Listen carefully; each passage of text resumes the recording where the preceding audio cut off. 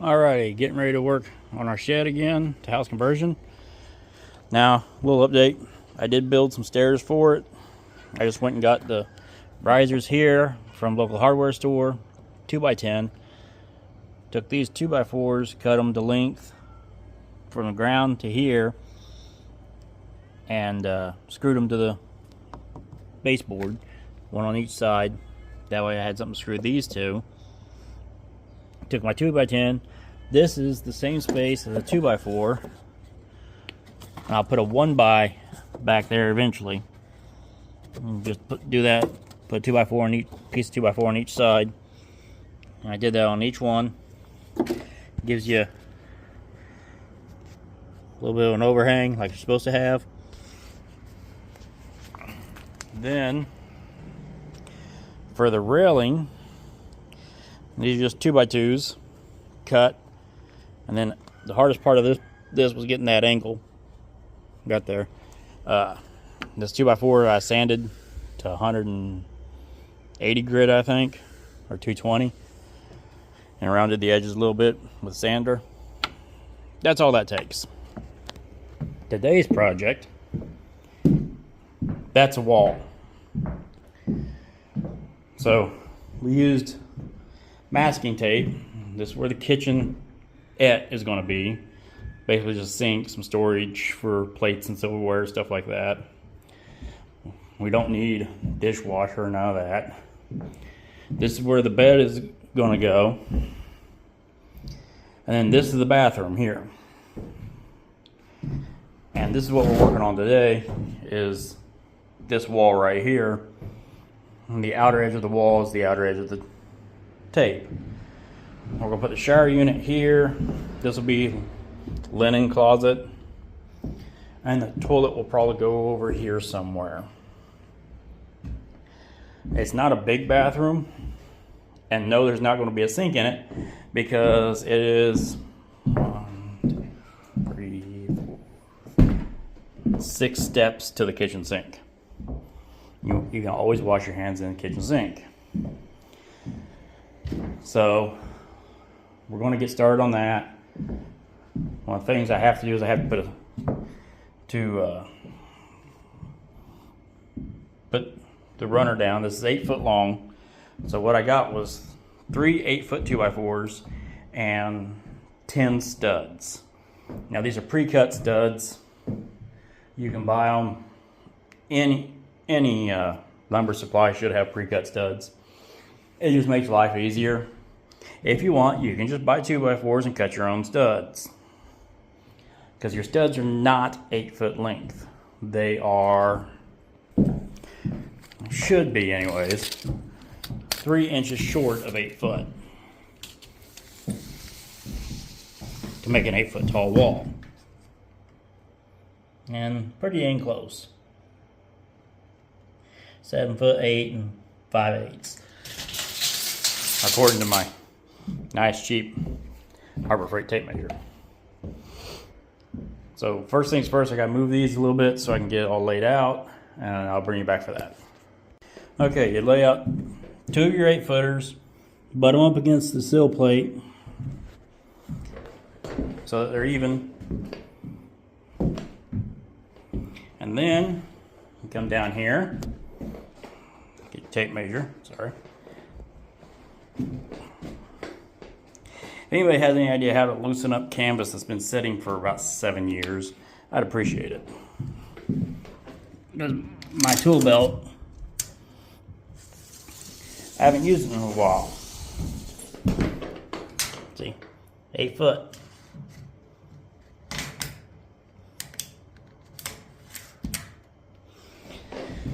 Now, on your tape measure here, we're on 16-inch centers, so it's marked every 16 inches.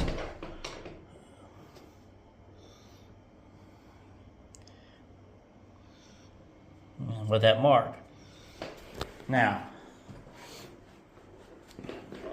I'm going to put on this end the door, and I'm going to leave it set for leave it empty, because I don't know whether we're going to have a 36-inch door, or a 32-inch door, or a 30-inch door.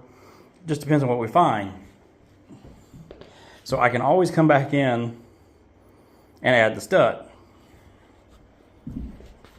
But what we're going to do is, your stud is 1.5 inches thick.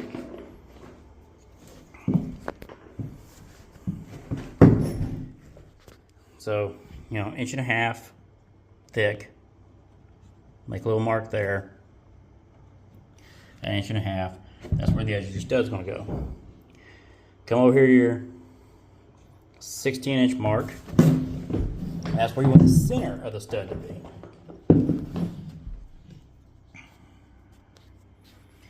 So we have to go back 3/4 of an inch.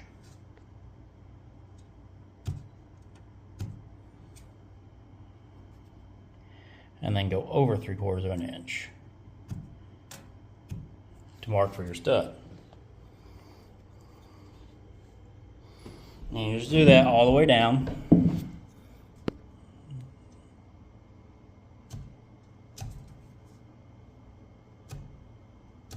Let me sharpen this. Okay, so I sharpened my pencil, got them all marked. Outer edge, edge to edge, center will be right around in here. Now these two I'm not putting in yet because of the fact I don't know how big a door we're going to do. And then that's the end one. Take your speed square.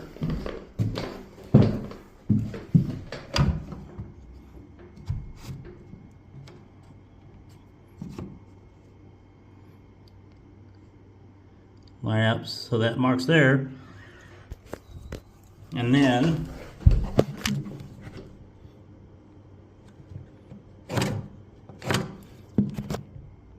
you just mark all the way across it. On every mark,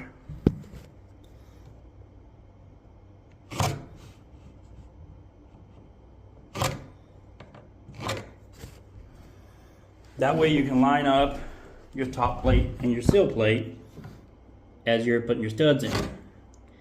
Now I'm going to both nail and screw these studs in because I want the flexibility of the nails for the tightness of the screw.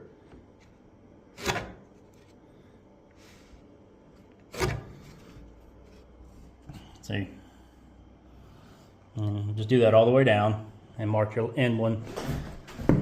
You came off 1.5 inches on the end, on both ends, and marked it for your end studs. Okay, so when you're done, you should wind up marks like so. Every 16-inch on center from the end of the board. Now you take one of your boards, you decide which one's going to be your top plate, which one's going to be your seal plate, and you get the best looking boards you can find. Unfortunately, they're not always great. So I like to lay one up against the wall like so. Now I start laying out my studs. And I got them laid out like so. Now they're not perfect yet. They're not even nailed in. See? Don't get too fanatical about this end yet.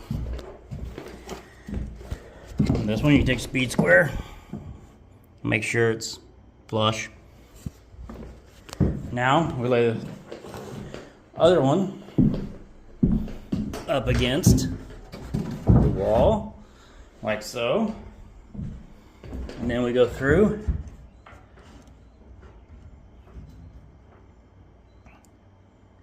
and you just line up everything up, because this one's, so yeah, as go through, line everything up just slowly.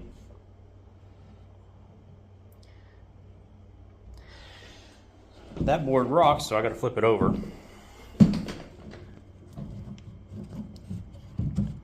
And then I'll go ahead and I'll nail this in. Again, we're going to check with our speed square.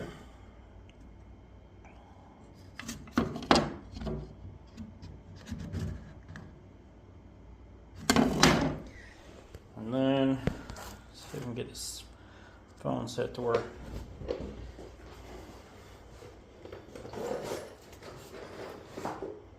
Got a 16 penny now, 24 ounce framing hammer.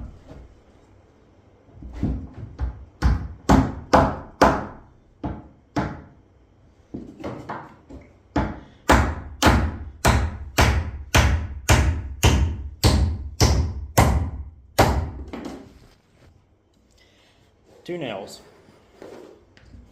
pursed up.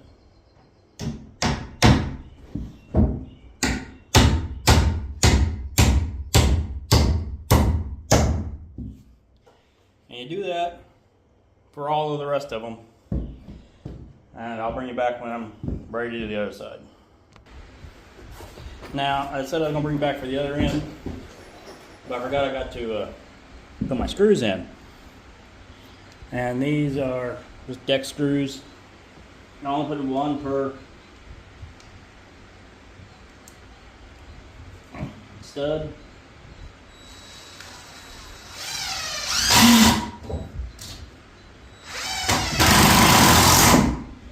And that just helps it stay a little tighter than just a nail would.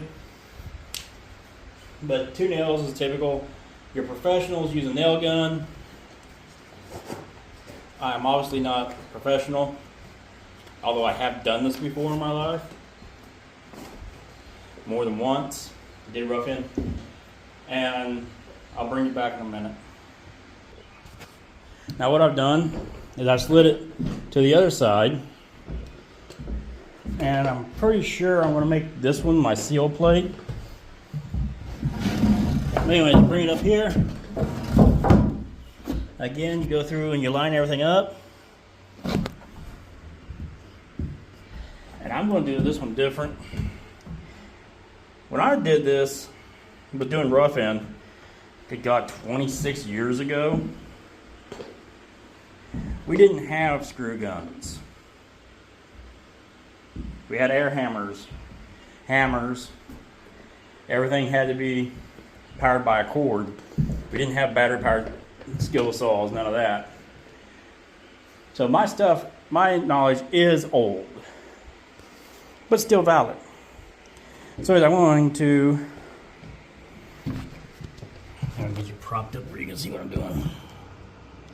I'm going to use the screw gun to bring them all in first, and then finish them off with a hammer and nails. You want to go about center of the 2x4.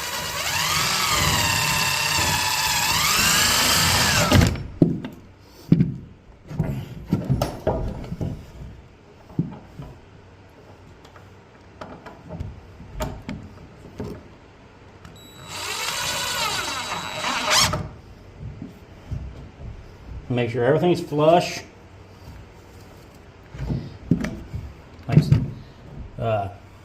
Got my speed square on top there. Push it down against the floor.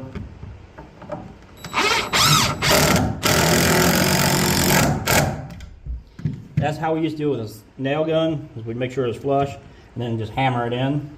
And we'll get all these drove in and I'll be back. Then you just come back through with your nail. I'm gonna change your angle here.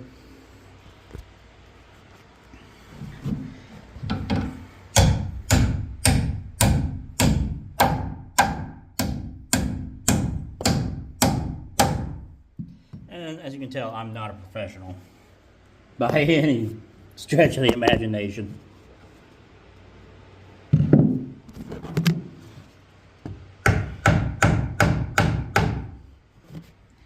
You just nail them in. Now you kind of move them away from the wall if you want to.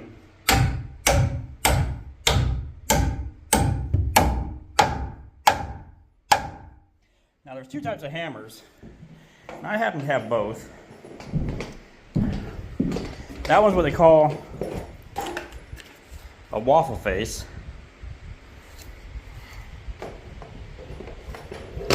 And then you got, this is a 20-ounce plum, a smooth face. So a waffle face, anytime you see that, that's a waffle face. I'm going to drive these 2 nails with this plum.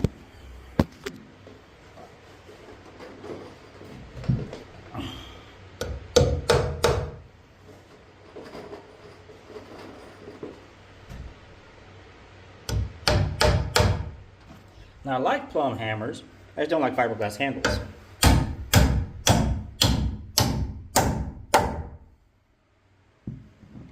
Alright, actually what I'll do is I'll do a comparison here.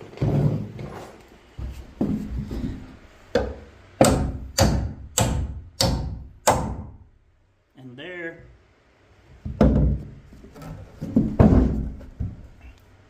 see the waffle face from that one, and this one doesn't have it.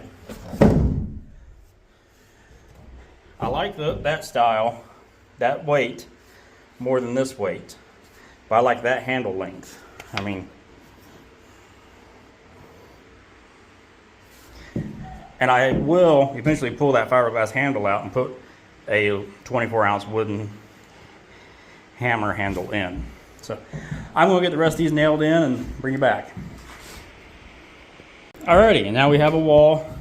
Like I said, we have a stud missing here and here, but the door's going over here somewhere, so I'll put those studs in later.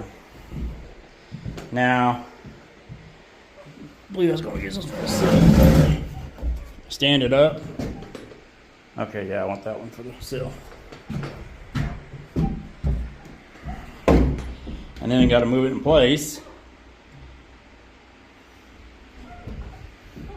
I'll be back in a minute. Okay, got it stood up here. Just kind of move it into place here. And it's not too heavy. I mean, it's only what? 5 studs and 2 plates. You kind of want to get even with the edge of your tape.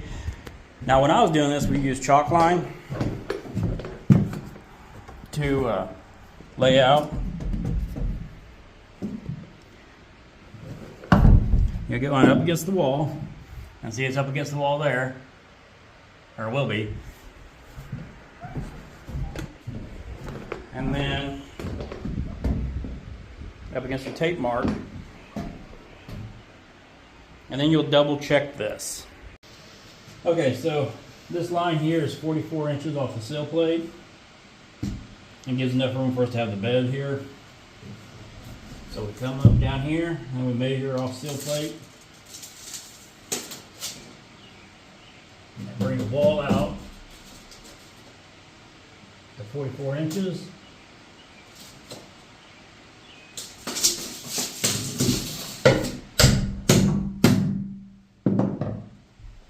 And don't drive that all the way down yet. Okay. Then you come down here. We don't know where the door is going to go yet. We're not going to put any nails back there. So we're just going to go in this stud cavity. And same thing.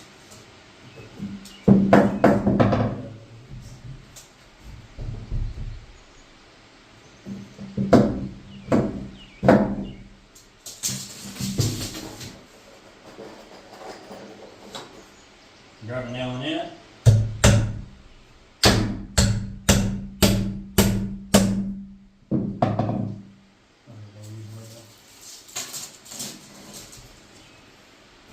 It's 44. And just put a nail, 2 nails per cavity.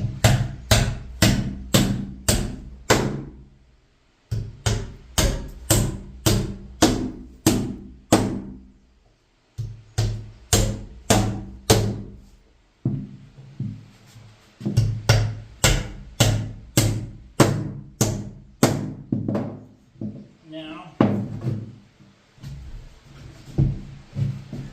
I have to get my ladder. Okay, now we got to nail the wall to the top plate of the outer wall. And same thing, we want to come over 44 inches.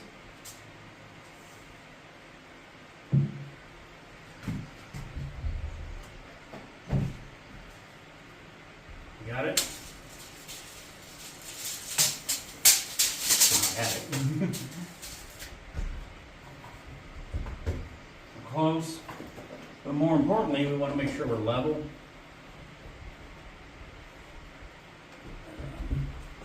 Can you hand me the level?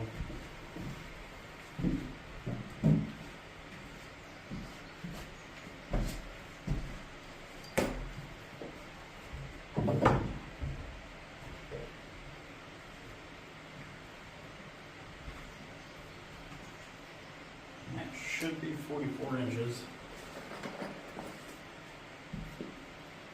Should start it now first.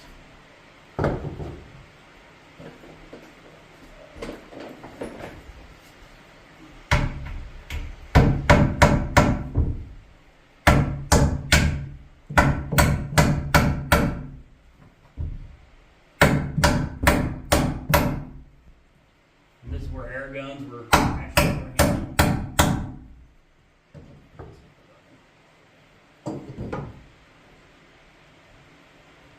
Not too bad.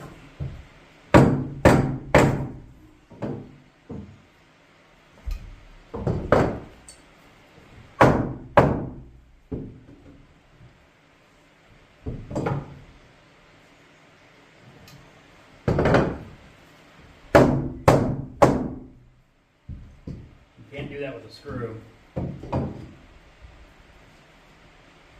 The hair more.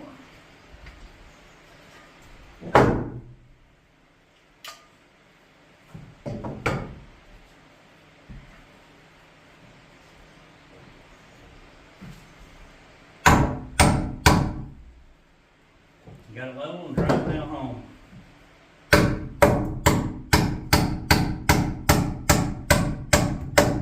Now this is, you want to suck the wall, this here stud up against this here top plate.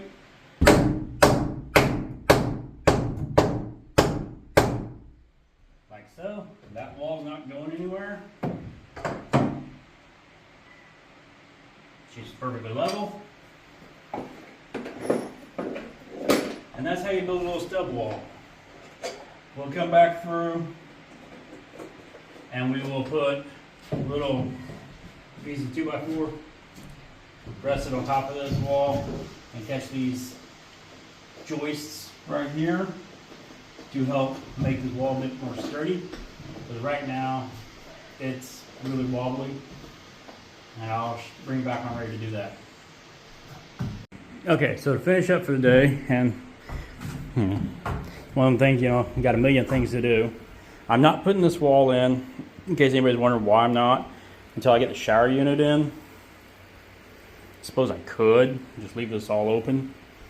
But anyways, I took a block here that fit between the top plate of your wall and your ceiling joist. 2 screws up, toe-nailed it in, one on each side. After I had it plumb, she's good to go. So now all I have to do is build this wall. That'll be another day.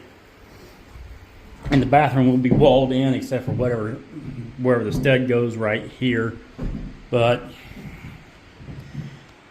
like I said, that big old opening, once I get the door here, then I will fill it in. But we're going to put the shower controls in on this side, and the electrical box will be on the wall that goes here, just so that it's not against the outer wall, so that when we insulate it, we get all that insulation. So yeah, I mean, it's fairly straightforward. I may have to redo this stud due to the shower box, because I mean, as you can see, that's right dead center of a standard 32-inch shower. If I do, I'll show you what I had to do there. Basically, I'll just cut it off above and below, and then do similar to a window frame, something similar to this. So that's all for today on this project. Thank you all for watching.